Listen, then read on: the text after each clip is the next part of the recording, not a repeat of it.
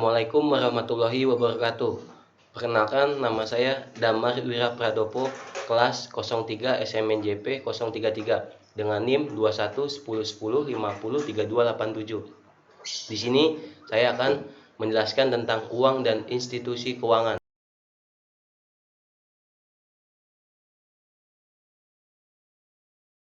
Definisi dan ciri-ciri uang. Di masa modern ini, kehidupan tidak terlepas dari uang. Uang diciptakan dalam perekonomian bertujuan untuk melancarkan kegiatan tukar-menukar dan perdagangan.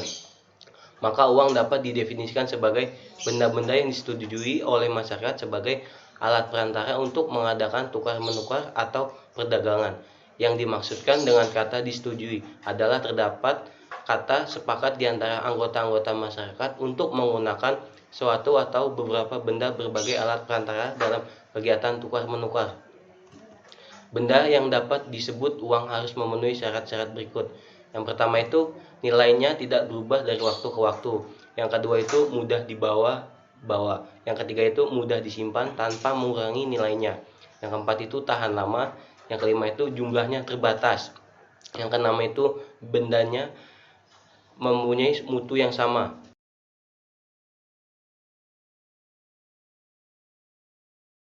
Perekonomian barter dan perekonomian uang. Dapat diartikan bahwa perekonomian barter adalah kegiatan produksi dan perdagangan yang masih sangat sederhana. Kegiatan tukar-menukar masih sangat terbatas dan jual beli dilakukan dengan cara pertukaran barang dengan barang. Sedangkan perekonomian uang adalah perekonomian yang sudah menggunakan uang sebagai alat tukarnya. Beberapa kelemahan perdagangan barter adalah sebagai berikut. Yang pertama itu perekonomiannya barter memerlukan kehendak ganda yang selaras. Artinya setiap pihak yang ingin melakukan pertukaran memiliki barang yang diinginkan pihak lain. Yang kedua itu penentuan harga sukar dilakukan dalam perekonomian barter. Cara menentukan harga dengan satuan tertentu sukar dilakukan dan nilai tukar tersebut harus dibuat oleh pihak yang melakukan pertukaran. Yang ketiga itu perekonomian barter membatasi pilihan pembeli. Apabila pertukaran secara barter, seseorang akan terikat kepada syarat yang ditentukan pihak lain yang mengingini barang yang dimilikinya. Yang keempat itu menyulitkan pembayaran tertunda. Pembayaran tertunda atau kredit tidak dapat dilakukan karena akan timbul masalah dalam menentukan jenis barang yang dan harus dibuat perjanjian mengenai mutu barang sebagai alat pembayarnya. Beberapa alat perantaran dalam perdagangan. Dalam ilmu ekonomi, peranan atau fungsi uang dalam melancarkan kegiatan perdagangan dibagi menjadi 4. Yang pertama itu untuk melancarkan kegiatan tukar-menukar. Yang kedua itu untuk menjadi satuan nilai. Yang ketiga itu untuk bayaran yang ditunda. Yang keempat itu sebagai alat penyimpan nilai.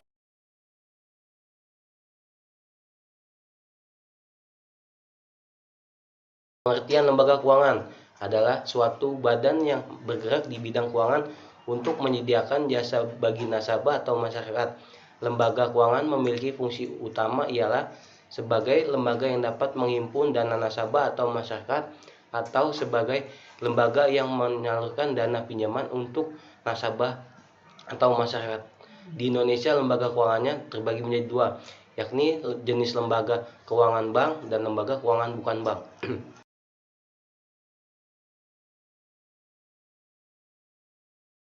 Jenis lembaga keuangan bank. Yang pertama itu bank sentral. Bank sentral di Indonesia dipegang atau dilaksanakan oleh Bank Indonesia. Tujuan utama Bank Indonesia sebagai bank sentral ialah untuk mencapai dan memelihara kestabilan nilai rupiah. Untuk mencapai tujuan tersebut, maka bank sentral memiliki tugas untuk menetapkan dan melaksanakan kebijakan moneter, mengatur dan menjaga kelancaran sistem devisa serta mengatur dan mengawasi bank.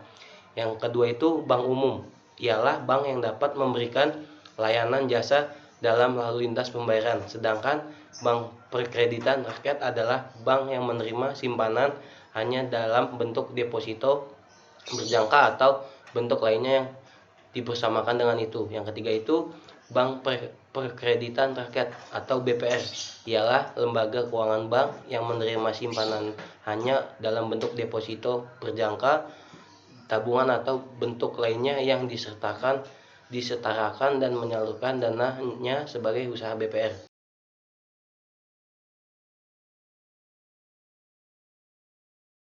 Jenis lembaga keuangan bukan bank. Berikut ini ada beberapa lembaga keuangan bukan bank yang ada di Indonesia. Yang pertama itu lembaga pembiayaan pembangunan. Lembaga pembiayaan adalah lembaga yang usahanya melakukan pembiayaan dalam bentuk penyediaan dan dana atau barang modal dengan tidak menarik dana dari masyarakat secara langsung. Yang kedua itu perusahaan asuransi. Perusahaan asuransi merupakan suatu lembaga atau perusahaan yang memberikan jaminan penggantian atas risiko yang dihadapi seseorang, baik itu berupa kematian, rusak atau hilangnya harta milik dan lain sebagainya.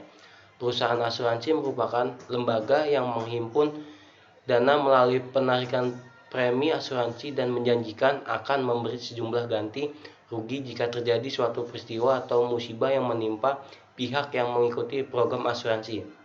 Yang ketiga itu koperasi simpan pinjaman, yaitu koperasi yang usahanya menerima simpanan dan memberikan pinjaman kepada para anggotanya yang memerlukan dana dengan bunga yang rendah atau ringan.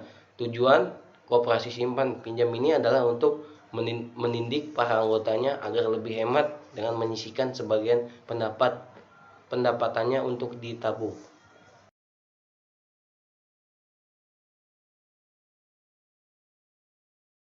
Beberapa keistimewaan dari bank umum. Berikut ini adalah keistimewaan yang dimiliki oleh bank umum, yaitu yang pertama itu bank umum dapat menciptakan tabungan yang sewaktu-waktu dapat diambil dengan cek atau giro atau tabungan giral. Tabungan giral yang berupa cek atau giro boleh diambil oleh seseorang yang bukan pemiliknya. Sedangkan di lembaga keuangan lainnya, tabungan hanya boleh diambil oleh pemilik tabungan saja. Yang kedua itu bank umum dapat menciptakan daya beli baru dalam perekonomian.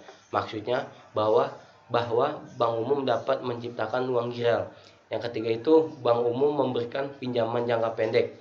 Maksudnya bank umum dapat menjadikan partner perusahaan untuk menyediakan dana yang sesuai dengan irama kehidupan perekonomian.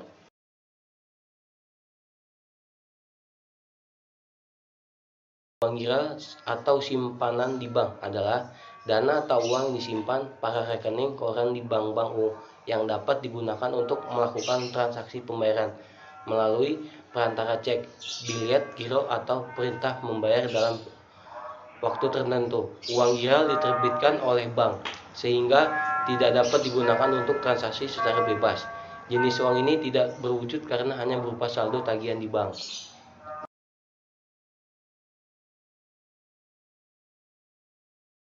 Macam-macam uang giral. Cek adalah selembar kertas yang berupa perintah tertulis si pemegang rekening kepada pihak bank yang dimaksud untuk pembayaran sejumlah uang. Giro adalah simpanan di bank yang dapat ditarik setiap saat dengan menggunakan cek, surat berharga maupun pemindahan bukuan. Yang ketiga itu kartu kredit atau kredit adalah kartu yang diterbitkan oleh bank yang dapat digunakan oleh pemegangnya untuk berbelanja tanpa membayar secara kontan. Biaya yang dikeluarkan ketika berbelanja akan dipotong secara otomatis pada rekening tabungan si pemegang kartu.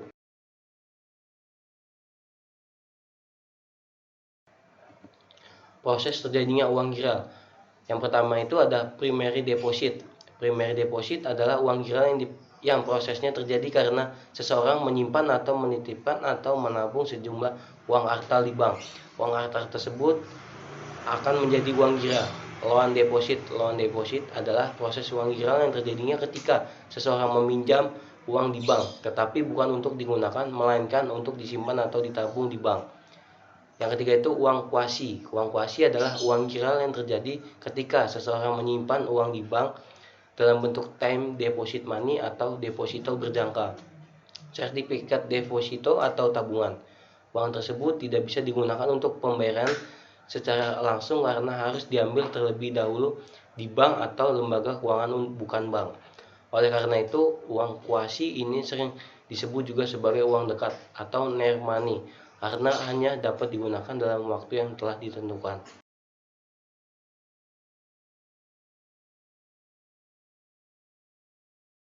Kelebihan menggunakan uang giral. Yang pertama itu uang giral dapat memudahkan pembayaran karena tidak perlu membawa uang kontan. Yang kedua itu uang giral dapat diterima dalam jumlah yang tidak terbatas. Yang ketiga itu uang giral lebih aman karena risiko kehilangan uang lebih kecil. Kelemahan menggunakan uang giral yang pertama itu uang giral tidak efektif digunakan dalam transaksi kecil. Yang kedua itu uang giral tidak dapat diterima oleh setiap orang. Perkembangan Bank Sentral. Bank Sentral merupakan institusi keuangan yang didirikan dan diberi tugas mengawasi dan mengatur kegiatan institusi keuangan lain dalam sistem finansial. Fungsi utama Bank Sentral sebagai pengawas institusi keuangan dan sebagai pelaksanaan kebijakan moneter. Yang kedua itu perkembangan Bank Sentral di berbagai negara. Pada masa sekarang ini hampir setiap negara mempunyai bank sentral, yaitu suatu bank yang diberi tugas oleh pemerintah untuk mengawasi kegiatan lembaga-lembaga keuangan yang terdapat dalam perekonomian. Berdasarkan fungsinya, bank sentral dapat didefinisikan sebagai suatu lembaga keuangan yang pada umumnya dimiliki pemerintah, yang serabi tanggung jawab untuk mengatur dan mengawasi kestabilan kegiatan lembaga-lembaga keuangan. Untuk itu akan membantu menciptakan tingkat kegiatan ekonomi yang tinggi dan stabil.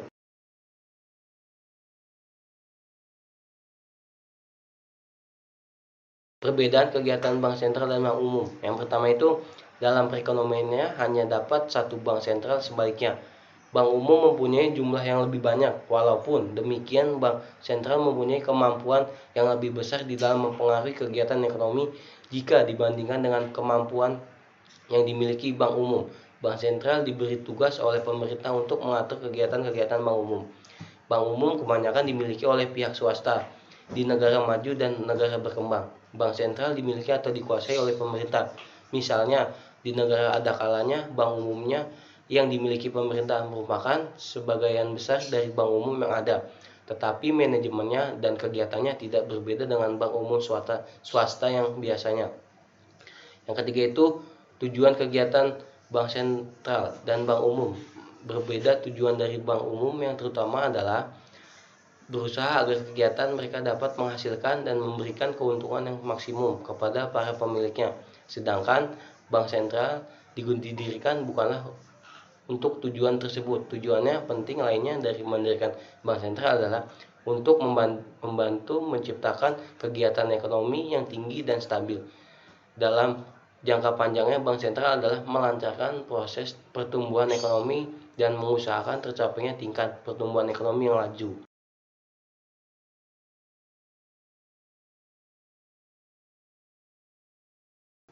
Pengertian bank sentral. Bank sentral merupakan institusi keuangan yang didirikan dan diberikan tugas untuk mengawasi dan mengatur kegiatan institusi keuangan lain dalam sistem finansial. Bank sentral adalah suatu bank yang diberi tugas oleh pemerintah untuk mengatur dan mengawasi kegiatan lembaga-lembaga keuangan yang terdapat dalam perekonomian. Perbedaan kegiatan bank sentral dan bank umum. Yang pertama itu, dalam perekonomian hanya terdapat satu sentral, namun mempunyai kemampuan yang lebih besar di dalam mempengaruhi kegiatan ekonomi dibandingkan dengan bank umum. Yang kedua itu, bank umum kebanyakan dimiliki oleh pihak swasta. Yang ketiga itu, tujuan kegiatan bank sentral dan bank umum berbeda. Fungsi bank sentral. Yang pertama itu bertindak sebagai bank pemerintah. Artinya bank sentral bertindak sebagai lembaga keuangan terutama yang menyimpan uangnya dimiliki pemerintah. Seterusnya pemerintah menggunakan jasa-jasa bank sentral untuk membayar dan mengirimkan uang kepada pemerintah daerah dan departemen-departemen pemerintahnya lainnya. Yang kedua itu bertindak sebagai bank kepada bank-bank umum. Artinya bank sentral adalah bank dari bank lainnya, dan bank sentral merupakan sumber terakhir dari pinjaman apabila bank-bank umum tidak lagi memperoleh dari sumber lain. Bank sentral memberikan jasa kepada bank umum adalah sama sifatnya dengan jasa bank umum kepada masyarakat.